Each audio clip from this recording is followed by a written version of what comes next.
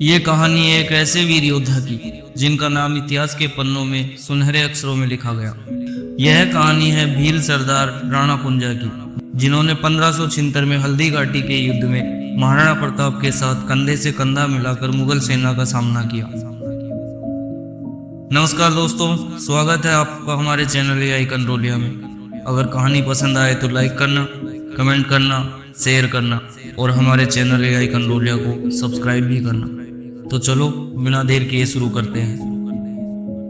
हल्दी घाटी का युद्ध भारतीय इतिहास की एक ऐसी घटना है जो स्वतंत्रता, साहस और बलिदान का प्रतीक है।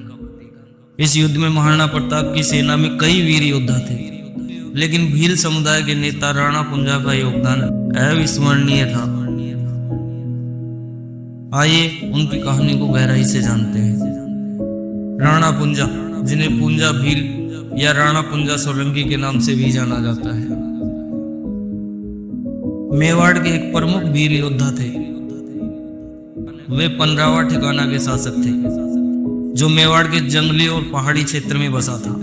भील समुदाय उस समय मेवाड़ की रीढ़ माना जाता था, क्योंकि वे जंगल और पहाड़ों के विशेषज्ञ थे।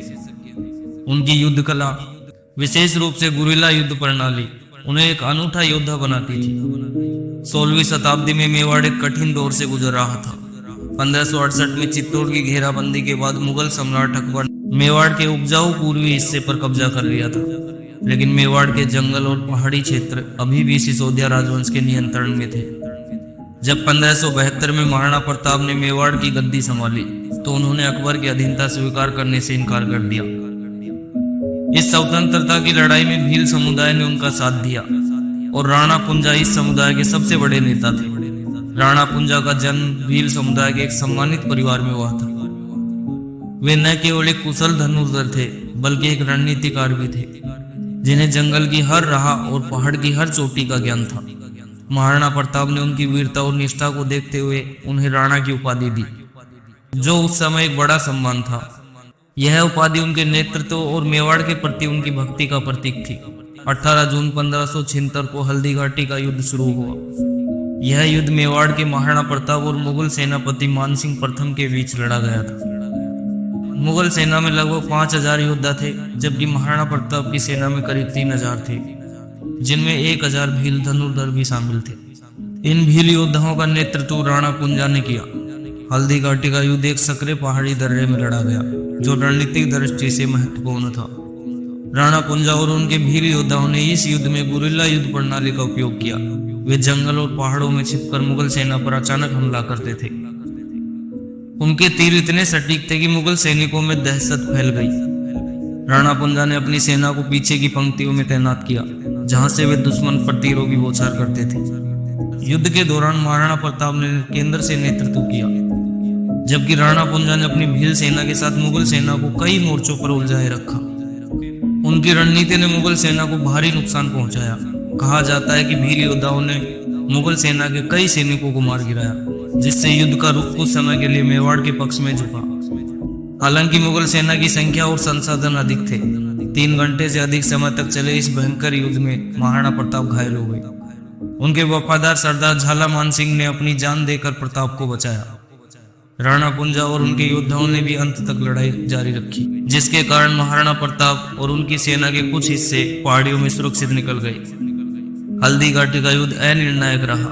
मुगल सेना ने मैदान पर कब्जा कर लिया, लेकिन वे महाराणा प्रताप को पकड़ नहीं सके। इस युद्ध के अनिर्णायक रहने में राणा कुंजा की गुरिल्ला युद्ध प्रणाली का बड़ा योगदान था। युद्ध के बाद भी राणा कुंजा ने महाराणा प्रताप का साथ नहीं छोड़ा। उन्होंने जंगलों और पहाड़ियों में छिपकर मुगल सेना पर हमले जारी रखे। 1579 में जब मुगल साम्राज्य का ध्यान अन्य क्षेत्रों पर केंद्रित हो गया, महाराणा प्रताप और राणा कुंजा ने पश्चिमी मेवाड़ के कई क्षेत्रों को मुगलों से वापस छीन लिया। राणा कुंजा की सेना ने मुगल चौकियों पर अचानक हमले किए, जिससे मुगल सेना को बार बार नुकसान उठाना पड़ा। उनकी यह रणनीति इतनी प्रभावी थी कि 1585 के बाद मुगलों ने मेवाड़ पर कोई बड़ा अभियान नहीं चलाया।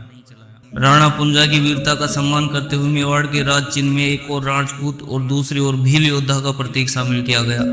यह प्रतीक मेवाड़ और भील समुदाय के अटूट बंधन को दर्शाता है। राणा कुंजा की कहानी केवल एक योद्धा की नहीं, बल्कि एक समुदाय की एकता, साहस और स्वतंत्रता के बलिदान की कहानी है। उन्होंने दिखाया कि छोटा समुदाय भी अपनी रणनीति और साहस से विशाल सेना को चुनौती दे सकता है। उनकी गुरिल्ला युद्ध प्रणाली आज भी सैन्य रणनीतियों में एक उदाहरण मानी जाती है। आज भी राणा पुंजा को मेवाड़ और भील समुदाय के एक नायक के रूप में याद किया जाता है। उनकी जयंती पर लोग उन्हें श्रद्धांजलि देते हैं और उनके साहस से प्रेरणा लेते हैं। राणा पुंजा की यह कहानी हमें सिखाती है कि सच्ची वीरता न केवल ताकत में बल्कि निष्ठा, रणनीति और अपने देश के प्रति समर्पण में होती है। दोस्तों, राणा पुंजा की यह गाथा हमें याद दिलाती है कि इतिहास केवल राजाओं और सम्राटों का नहीं बल्कि उन अनाम योद्धाओं का भी है जिन्होंने अपने बलिदान से स्वतंत्रता की लौ जलाए रखी। हल्दी घाटी का युद्ध और राणा पुंजा की वीरता हमें प्रेरित करती है कि चाहे परिस्थितियां कितनी भी विपरीत हों, साहस और एकता से हर चुनौती को पार किया जा सकता है।